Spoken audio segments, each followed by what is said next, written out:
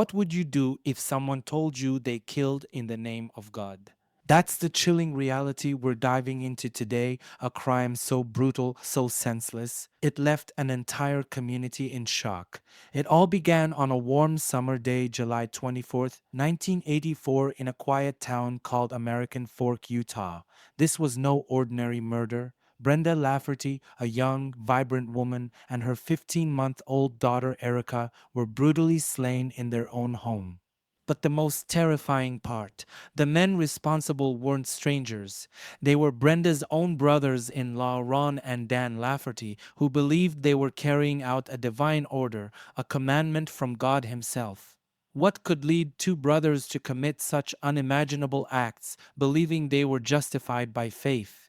How could a belief system twist so violently that it turned into murder?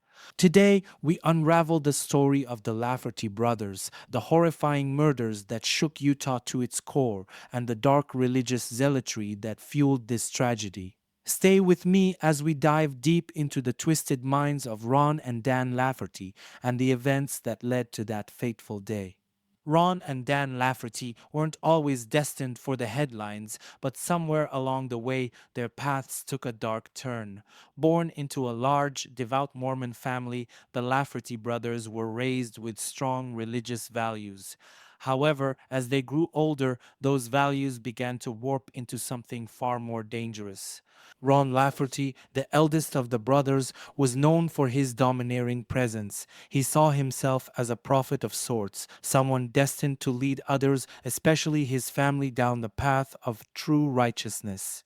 Ron's charisma and conviction were powerful, but they also masked a growing bitterness toward the world, particularly against anyone who challenged his beliefs. He began to explore more radical, fundamentalist views, diverging from the mainstream teachings of the Church of Jesus Christ of Latter-day Saints. Polygamy, patriarchy, and violent revelations became central to his religious philosophy, and with each new belief, Ron grew more extreme.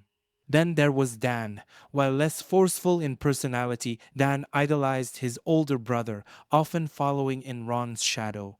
As Ron's ideas became more extreme, Dan didn't just follow, he embraced them fully. Ron's words were gospel to him, and whatever Ron believed to be divine truth, Dan accepted without question. It was this dangerous dynamic, the forceful leader and the eager disciple, that set the stage for what was to come. Their relationship with Brenda Lafferty, their brother Alan's wife, became increasingly strained as their radical beliefs took hold. Brenda was everything they despised, outspoken, independent, and unafraid to challenge their authority. She made it clear she wouldn't tolerate their fanaticism, and more importantly, she wouldn't let them drag her husband, Alan, into it. Her defiance was unforgivable in their eyes, especially for Ron, who began to see Brenda not just as an opponent, but as an obstacle to his divine mission. The tension within the family grew palpable. What had once been a clash of personalities became something far more dangerous, a vendetta. In Ron's mind, Brenda's resistance was a sin, one that required punishment, and with Dan loyally by his side, Ron believed he had the backing of both God and family to act on what he called his removal revelation. This was the beginning of their descent into murder, a path paved with twisted faith, toxic loyalty, and a belief that their hands were guided by something greater than themselves. Brenda Lafferty was a light in the lives of many who knew her smart, confident, and unafraid to stand up for what she believed in. Married to Alan Lafferty, the youngest of the Lafferty brothers, Brenda was everything Ron and Dan despised, a woman who refused to bend to their radical beliefs. She represented a stark contrast to the quiet, obedient role they expected women to play in their fundamentalist worldview. Brenda had a sharp mind and a courageous spirit. As a devout member of the mainstream LDS Church, she adhered to its teachings but didn't shy away from voicing her concerns when she saw something wrong. When she realized that Ron and Dan were dragging Alan into their radical, fundamentalist offshoot, one that embraced polygamy and violent divine revelations, she fought back. She could see the danger in their ideas and the way they twisted the very faith they claimed to uphold. Brenda wasn't just protecting her husband, she was standing up for the future of her family, refusing to allow Alan to be swept up in the Lafferty brothers' fanatical beliefs. She urged him to distance himself from Ron and Dan, reminding him of the values they were raised with in the mainstream Mormon church. Brenda's influence became a crucial wedge between Alan and his brothers, which only fueled Ron's growing resentment. In Ron's eyes, Brenda was not just a woman challenging him, she was an obstacle in his divine path. The more Brenda resisted, the more Ron's hatred festered. He viewed her defiance as a direct threat to his authority and, more dangerously, to the revelations he claimed to receive from God. In his twisted logic, Brenda's very existence became a sin that needed to be purged. To Ron, she was the embodiment of everything wrong with the world modern, outspoken women who didn't know their place and dared to question men like him. And in Dan, he found a willing accomplice who saw Brenda the same way. Together, they believed that Brenda was standing in the way of their holy mission, and for that, they convinced themselves that she had to be removed. Brenda's determination to keep Alan from falling into their dangerous web made her the ultimate target of their hatred. Her resistance wasn't just defiance, it was a threat to everything Ron and Dan were becoming, and in their minds, the only solution was to eliminate that threat. The turning point in the Lafferty brothers' descent into madness came when Ron claimed to have received what he called a removal revelation. In his mind, this was no ordinary message from God. It was a divine commandment, a chilling directive to eliminate those he believed were standing in the way of his holy mission. And at the top of that list was Brenda Lafferty. According to Ron, this revelation was clear and uncompromising. Brenda, along with her 15-month-old daughter Erica, had to be removed. It wasn't just about punishment, it was about cleansing the world of obstacles that, in Ron's eyes, were defying God's will. He convinced himself that Brenda's refusal to fall in line with his radical beliefs and her influence over Alan was a direct challenge to the divine order he believed he was destined to restore. For Ron, this removal revelation became the ultimate justification. It provided the twisted religious framework to rationalize murder. He saw himself not as a criminal, but as a chosen servant carrying out God's work. In his mind, killing Brenda and her child wasn't just necessary, it was sacred. Brenda's defiance of his authority and her efforts to protect Alan from their influence were seen as outright rebellion against God.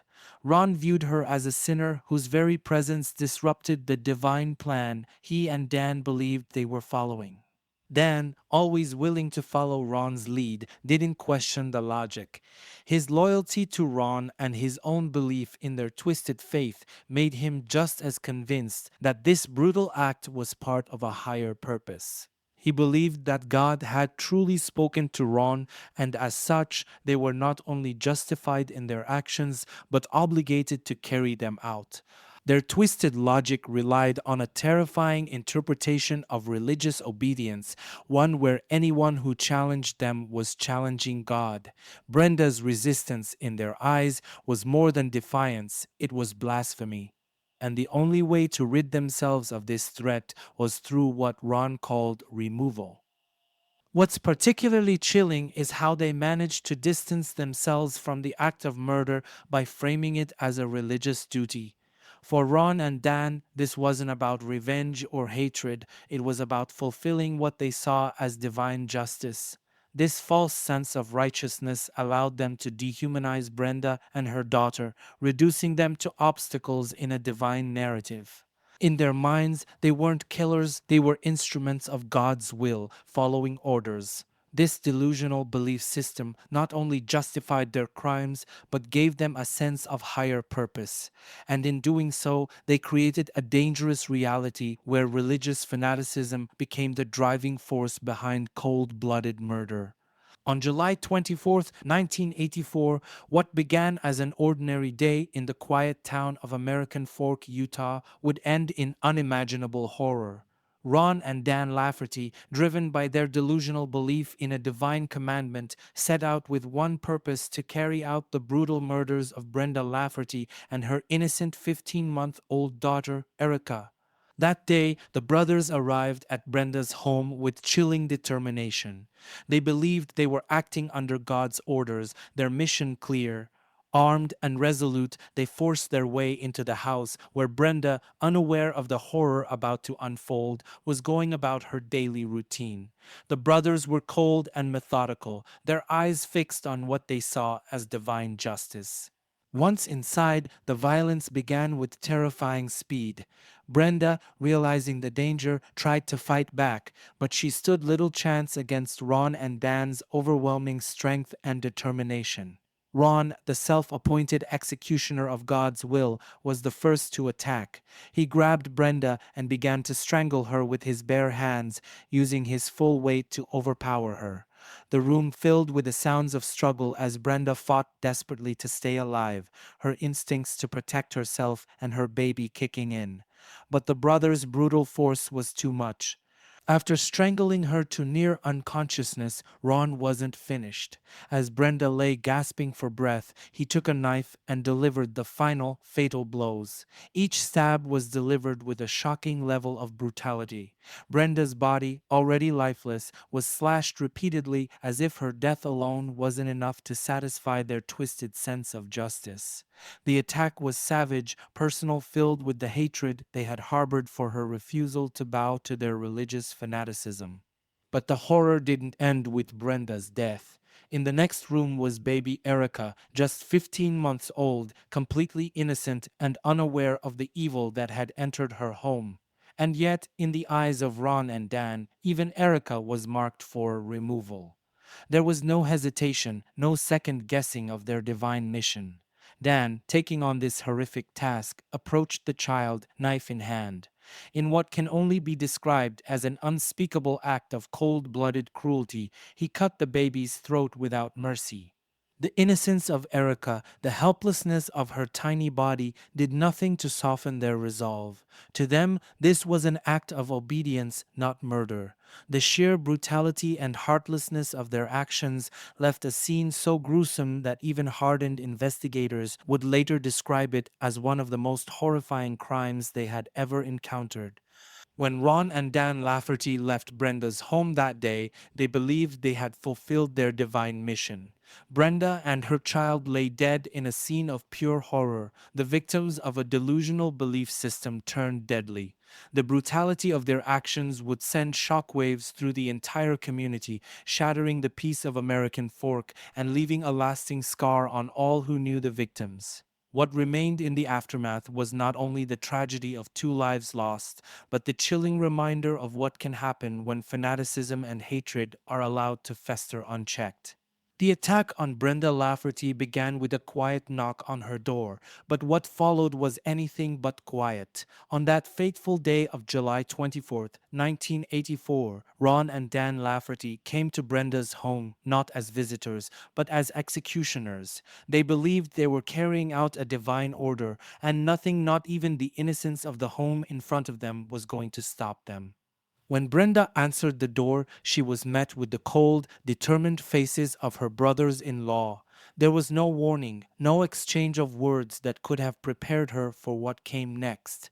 The brothers forced their way inside, their bodies rigid with purpose, pushing past Brenda as they stepped into her space with a terrifying air of finality. Brenda, startled and confused, immediately sensed danger. This wasn't a visit, it was an invasion. She tried to resist, pushing back against Ron and Dan, but their strength and rage overpowered her. Ron, the instigator, was the first to grab her. His hands wrapped around her throat, and as he tightened his grip, the full horror of what was happening began to sink in. Brenda struggled against him, gasping for air, her body instinctively fighting for survival. Her hands clawed at Ron's arms, trying to break free from his hold, but Ron was relentless, his grip tightening with every second that passed. The room echoed with the sounds of Brenda's struggle, her gasps, her body thrashing as she fought for her life. Her vision must have blurred as the lack of oxygen took hold, but even then, Brenda's will to live didn't fade. She fought with every ounce of strength she had, kicking and thrashing, trying to loosen Ron's hands from her throat. But Ron was consumed by his belief in the removal revelation. In his mind, he wasn't just strangling a woman, he was fulfilling a divine commandment. As Brenda's strength began to falter and her movements grew weaker, Dan stood by, ready to finish what Ron had started. When Ron released his grip, leaving Brenda gasping for breath but too weak to fight any longer, Dan stepped forward with a knife in his hand. What happened next was nothing short of savage. With Brenda barely conscious, Dan plunged the knife into her, stabbing her repeatedly. Each strike was delivered with a force that seemed to come from years of pent up rage and fanaticism. The blows were not just meant to kill, they were an act of fury. Blood spilled onto the floor as Dan's knife slashed through flesh, the violence of the attack unmatched by any sense of humanity. It was as if Brenda's body had become a symbol of everything they hated, and each stab was a way to destroy that symbol. Brenda, in those final moments, was defenseless. Her fight had been valiant, but the strength of two men driven by a twisted sense of religious duty was too much for her to overcome. As the life drained from her, the room fell silent, leaving only the brutal evidence of what had transpired. The violence that Ron and Dan unleashed on Brenda wasn't just an act of murder, it was a calculated, frenzied attempt to erase her defiance, to silence the voice that had dared to challenge their radical beliefs. Her death wasn't quick, nor was it merciful. It was a drawn out act of cruelty, one that reflected the depth of their hatred and the extent to which their fanaticism had twisted their sense of morality. Brenda's fight for her life was brave, but in the face of such overpowering violence, it was tragically futile. The Lafferty brothers had come to remove her, and they made sure there was no escape from their version of divine justice. As Brenda lay lifeless on the floor, the horror of that day was far from over. Ron and Dan Lafferty, still fixated on their so called divine mission, turned their attention to the next target in their grotesque revelation, baby Erica, only 15 months old, a child who had barely begun to experience life, completely innocent and oblivious to the violence that had just unfolded before her, now faced an unspeakable fate. Erica, with her wide eyes and innocent curiosity, had no way of understanding the evil in the room. The tragedy of her presence in that moment is almost too much to bear. She was an infant, incapable of threatening anyone, let alone disrupting a divine plan. But in Ron and Dan's warped minds, Erica represented the legacy of Brenda, a woman who had dared to stand in the way of their religious extremism. And because of that, she too had to be removed. There was no hesitation. After brutally murdering Brenda, the brothers walked towards the small, defenseless child with chilling calm. Dan, who had already delivered the fatal blows to Brenda, now assumed the role of executioner once more. With a knife in hand, he approached Erica's crib. The contrast between the soft, fragile body of a baby and the cold, deadly blade could not have been more stark. Erica, unaware of the danger, likely looked up at them with the trust that children have for the adults around them. But there would be no mercy here. In a calculated, heartless act, Dan lifted the knife and slit her throat. The room that had already been stained with the violence inflicted on Brenda was now marked by the blood of an innocent child. Erica didn't stand a chance. There was no struggle, no opportunity to escape, just the brutal reality of a life cut short by madness. The murder of Erica was not just an act of violence, it was a deliberate, cold decision to eliminate a life that by every measure was untouchable. The innocence of a child like Erica makes the brutality of this crime almost incomprehensible. She had done nothing, understood nothing, and yet she was treated with the same viciousness as her mother, a reflection of just how far Ron and Dan had fallen into their delusion. What makes Erica's murder so deeply tragic is the sheer pointlessness of it. While Brenda had challenged the Lafferty brothers and represented a threat to their beliefs, Erica was an innocent bystander, caught in a whirlwind of hate and fanaticism that had nothing to do with her. And yet, in the eyes of Ron and Dan, her life was just as disposable, simply another obstacle in their twisted version of divine justice. The murder of a child adds a layer of horror to any crime, but in this case, it served as a reminder of how far the Lafferty brothers had gone in their descent into madness. They had not just killed, they had destroyed the most vulnerable and innocent among us, with no remorse, no hesitation.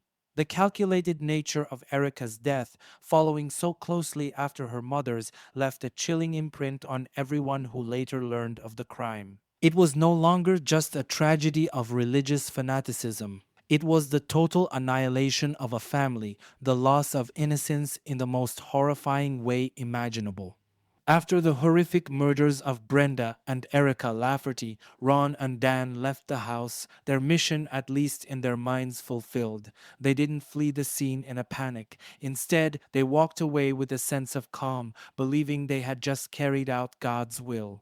In their twisted reality, they weren't murderers, they were instruments of divine justice. With blood on their hands and no remorse in their hearts, the brothers were convinced that they were protected by a higher power. Ron, the mastermind behind the removal revelation, was filled with a sense of righteousness as they drove away. He believed that God had guided them through this act, and because of that, they were untouchable.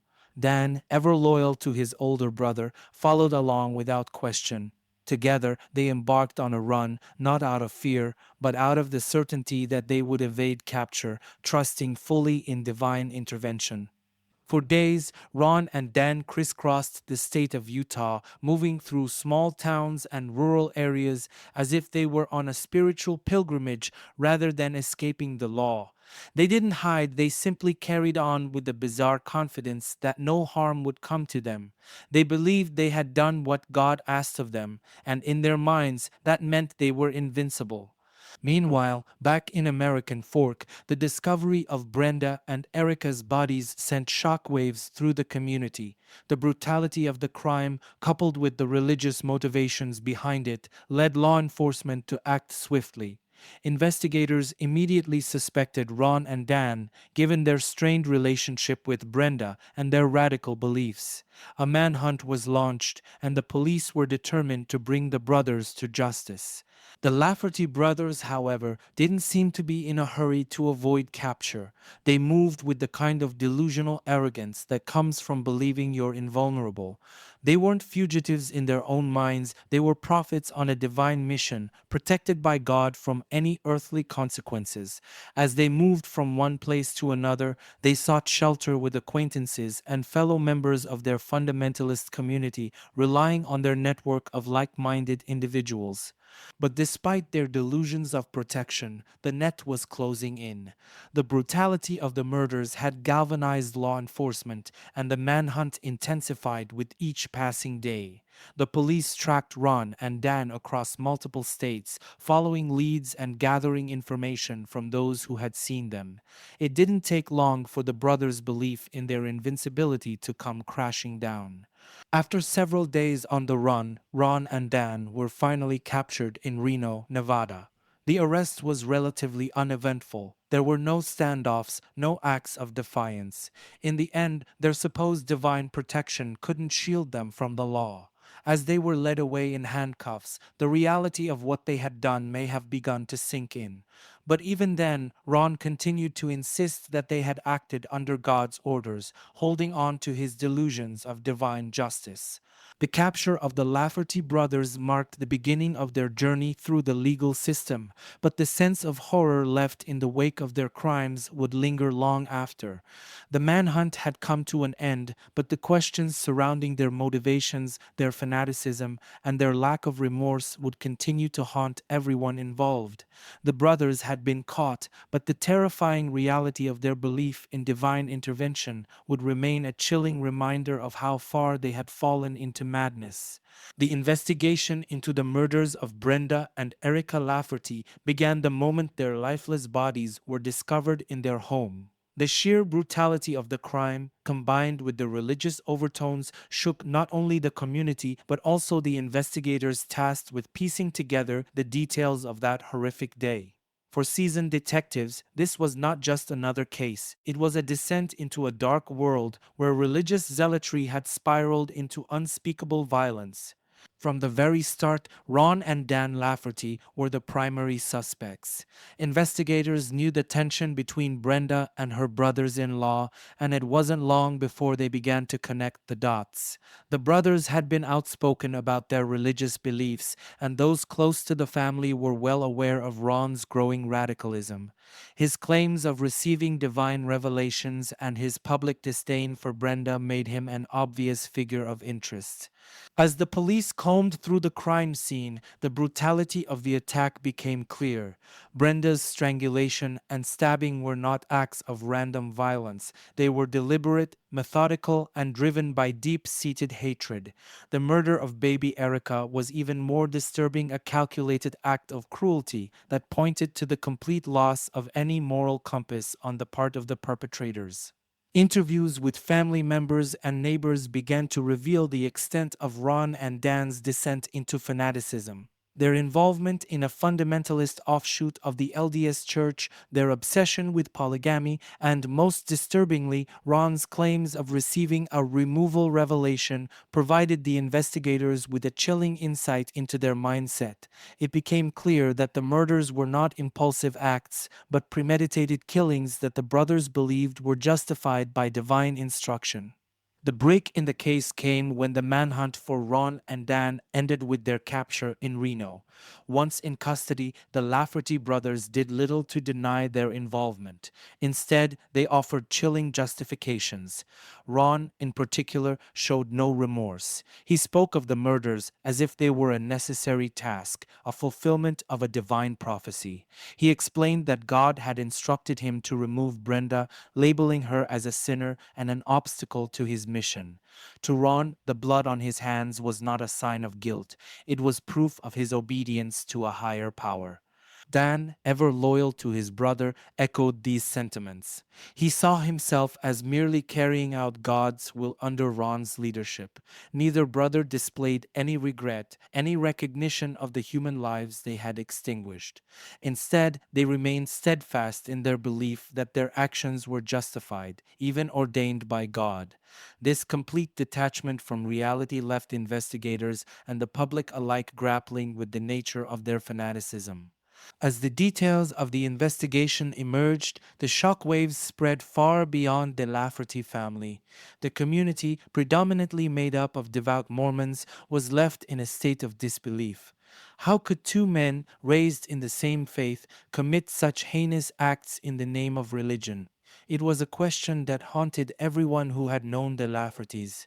The LDS Church, quick to distance itself from the fundamentalist offshoot that Ron and Dan had embraced, issued public statements condemning the violence and emphasizing that the brothers' actions were not in line with mainstream Mormon teachings. But even with this clarification, the damage was done. The very fact that Ron and Dan could twist their religious beliefs into a justification for murder left a dark stain on the community and raised disturbing questions about the power of fanaticism. As the case unfolded, the public struggled to reconcile the brothers' seemingly ordinary upbringing with the evil they had unleashed. It was a stark reminder of how religious zeal, when left unchecked, can lead to unimaginable horrors. The investigation had pieced together the timeline of the crime, gathered the evidence, and secured the arrest of the killers, but what remained was the unsettling reality that these men truly believed they had acted in the name of God. And for the community, the shock and disbelief would linger long after the courtroom doors had closed. The trials of Ron and Dan Lafferty became a media spectacle, not just for the brutality of the crime, but for the shocking defense the brothers presented. They claimed divine justification for their actions. As the courtroom filled with witnesses, family members, and a deeply disturbed public, the legal proceedings would not just be a fight for justice, it would be a confrontation between law and religious fanaticism. Ron Lafferty, the self-proclaimed leader of the duo, stood by his belief that the murders of Brenda and Erica Lafferty were acts of divine obedience. In the courtroom, he presented his removal revelation as evidence that God had ordered him to eliminate Brenda, whom he viewed as an obstacle to his divine mission. With chilling calmness, Ron described how he had simply been following instructions from a higher power.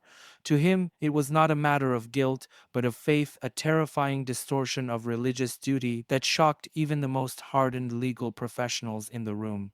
Dan, loyal to his brother and equally radicalized, echoed these claims. He too believed that his role in the murders was part of a divine plan, a justification that absolved him of any personal responsibility.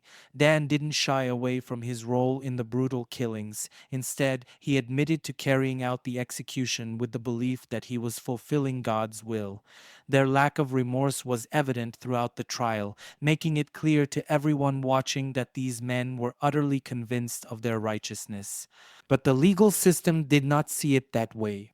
The courts dealt with their defense based on religious belief by firmly separating the brothers' delusions from the reality of the crime.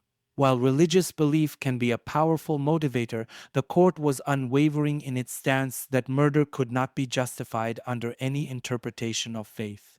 The defense's attempts to frame the killings as acts of divine will were systematically dismantled by the prosecution, who laid bare the cold-blooded nature of the murders.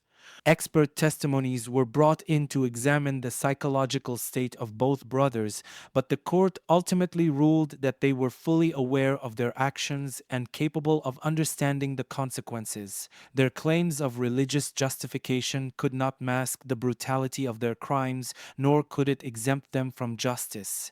Ron's removal revelation was seen for what it was: a twisted excuse for murder.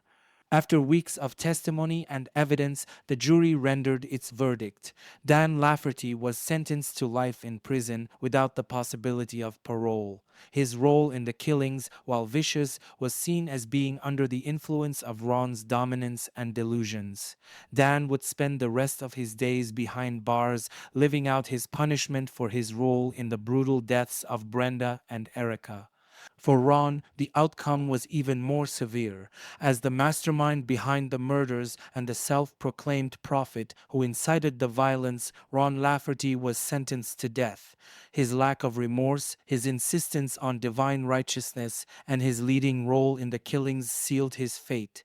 He was sent to death row, where he would remain for decades, continuing to justify his actions as God's will. But Ron's story didn't end with execution. Instead, he died of natural causes in 2019, never facing the lethal injection that had been his legal sentence. For many, the question remained: had justice truly been served? On one hand, the legal system had delivered its verdict, ensuring that neither Ron nor Dan would ever harm another soul again. But the horror of the crime lingered. The fact that two brothers, raised in a devout community, could twist their religious beliefs into a justification for murder left a deep scar on all those involved. The Lafferty case continues to resonate as a cautionary tale of religious fanaticism gone horribly wrong. It serves as a dark reminder of how deeply held beliefs can be manipulated into something dangerous, how unchecked zealotry can lead to unspeakable violence. For Brenda and Erica Lafferty, justice was served in the courtroom, but the memory of their tragic deaths and the twisted minds that justified them remains a haunting legacy.